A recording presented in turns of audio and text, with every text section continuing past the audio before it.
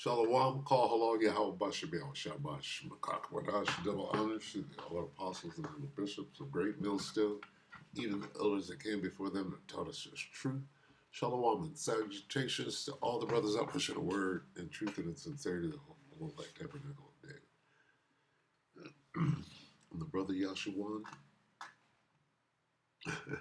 Shalom and salutations to you all.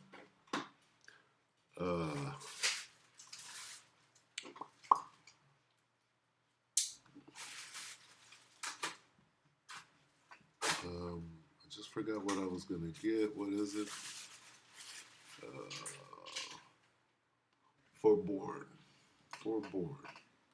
They have forborn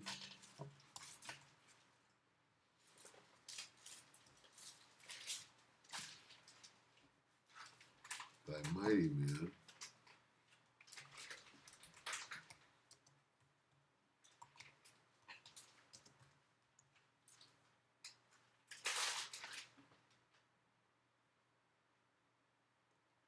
and men of war.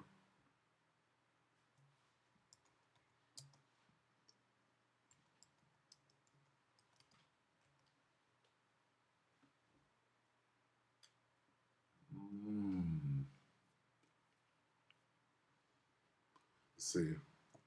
Let me see. Remain. Is this it? Remain in their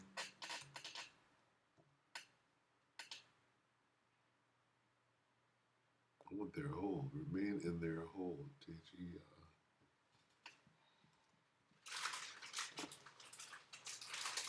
Yeah.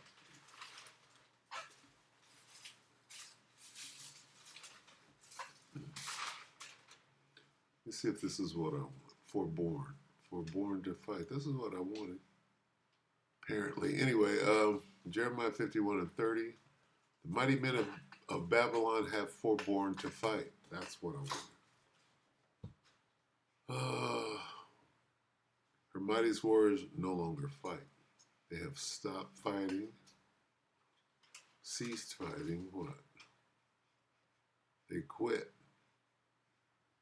They're like, I'm retiring. I'm getting out of. Lost their strength and courage. Let's see.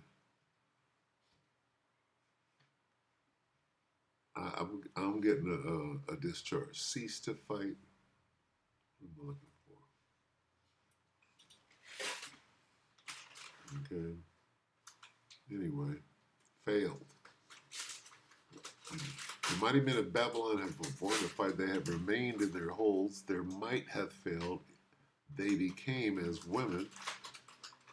They have burned her dwelling places. Her bars are broken. Anyway, this government shutdown means what? That you military people got to go to work without getting paid. Let's see how long that lasts. They're like this, we quit. We're not going to work. With the government shutdown barreling forward without any meaningful end in sight, Secretary of Defense Pete Hegseth, who is doing his best to convince us that he is a man worthy of respect and admiration and deference, has fired another high-ranking military leader. What does this have to do with World War III? Well, look at your military. What does it have to do with World War III? Babylon's wars. Who's Babylon? The mighty men of Babylon are wearing dresses.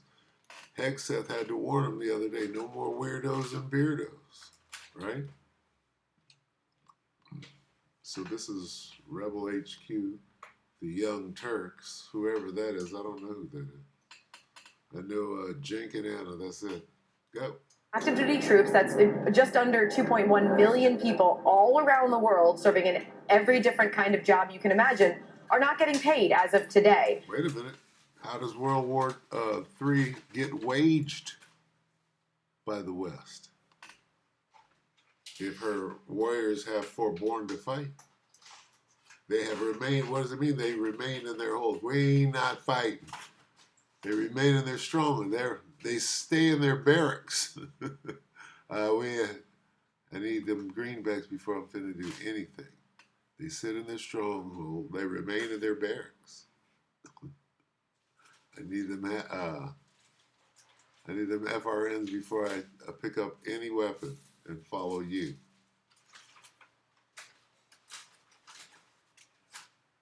Pick up your weapon and follow me. Nope.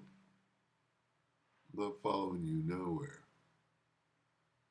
They sit in their stronghold, remain, dwelt in fastness. I'm finna stand fast right here on that ass, not doing nothing.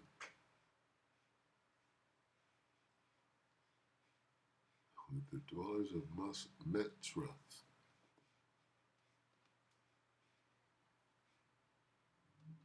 They shall sit there in the siege.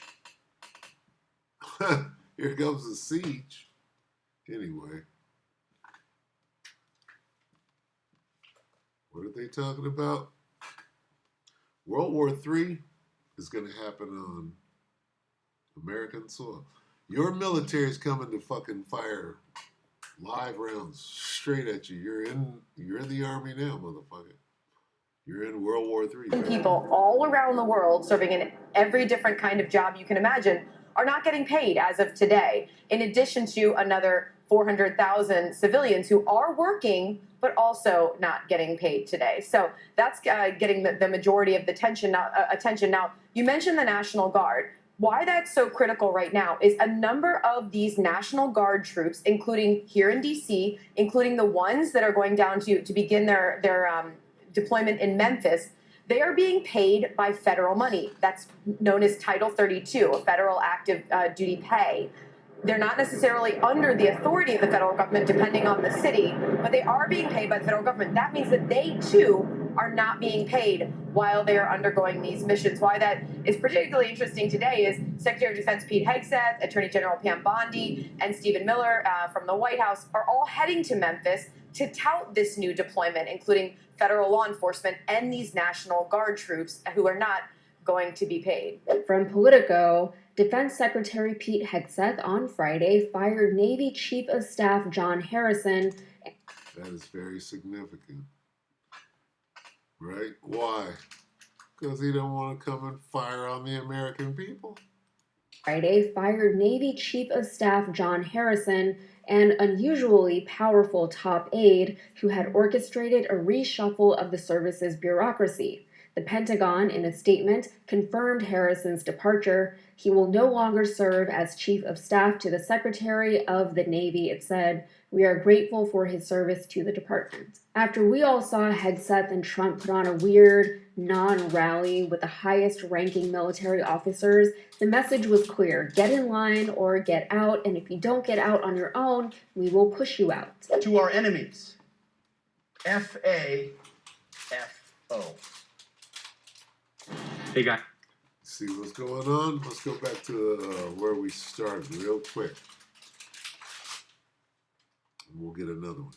Jeremiah 51 and 30 again. The mighty men of Babylon have forborne to fight. They have remained in their holes. Their might hath failed. They became as women. They have burned her dwelling places. Her bars are broken. I'm going to grab this since it might just be on hand. What is it? 2nd Ezra 9 in the GNT. I want 9 and 2. 2nd Ezra 9 and 2 in the GNT.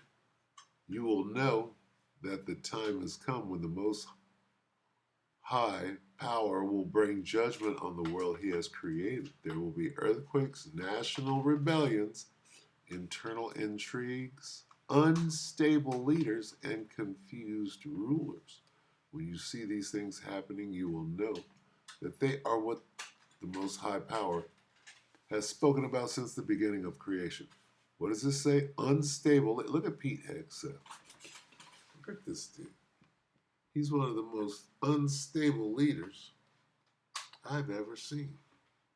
What is he? He's got control of some firepower, at the very least. Right? Look at that dude. If necessary, our troops can translate that for you. Look at that dude. that kind of Edomite right there is dangerous. That's a dangerous dude right there. You understand? And they gave him some power. All right? That's a dangerous dude. So anyway, I'll let it play.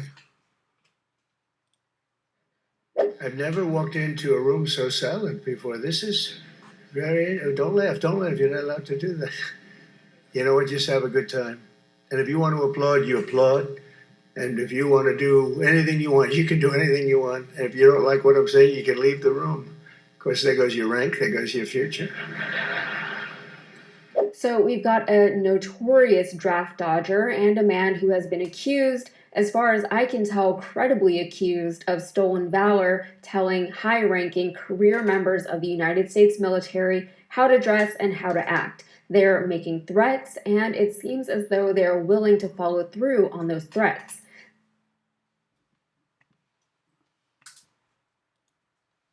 Jeremiah 51 and 30. No, that's not what I want. Yeah. The mighty men of Babylon have formed born to fight. Babylon's warriors have stopped fighting. Her mightiest warriors no longer fight. They're leaving the military right now or getting kicked out. Right? They stay in their barracks. Their courage is gone. You want to go to work for Pete Hegseth? Here it is. You're a lifer. You've been in this thing your entire life, except for those 16 years, right? And the one that you lied about to get in. To be in submission to this Razorback right here. Right? Anyway, look at that guy. I'll go back here and I'm going to end it. Unstable leaders. There it is. I can end it right now. When you see these things, right? When you see these things, the end is nigh. The end is nigh. I'll read it again. To our enemies. FAFO.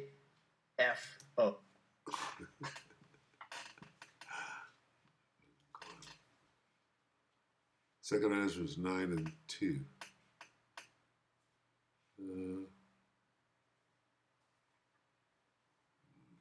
Let me just start at 1. Second answer is 9 and 1. He answered, consider all these things very carefully. When you see that some of the signs I've told you about have appeared, you will know that the time has come when the Most High Power will bring judgment upon the world he has created. There will be earthquakes, national rebellions, international intrigues, unstable leaders, right? And confused rulers. That guy falls under both of those. He's a confused ruler. He's an unstable leader. So we're very close, and I'm going to end on this right here. So, Lucky, I'm getting tired. I've been up all day. One more time right here. How did he say it? When you see some of the signs that I've told you have appeared, some of the signs I've told you about have appeared, right? What signs? Well, unstable leaders. Where was I going? Oh, I was going here. 1 Peter 4:7. What are we talking about here? We're talking about time. The end of all things is near, therefore be clear-minded and sober so that you can pray. The what? The end of all things is near. How do we know? Unstable leaders. When you see these things, when you see some of the things, some of the signs, what signs? Unstable leaders. Then you know what? You will know the time has come where the Most High will bring judgment on the world he has created. So here we are. How do we know? Look at this dude. Look at that. FAFO. Look at this dude. He's talking to career soldiers. This dude was a failure at the Weekend Warrior. FAFO. Shalom.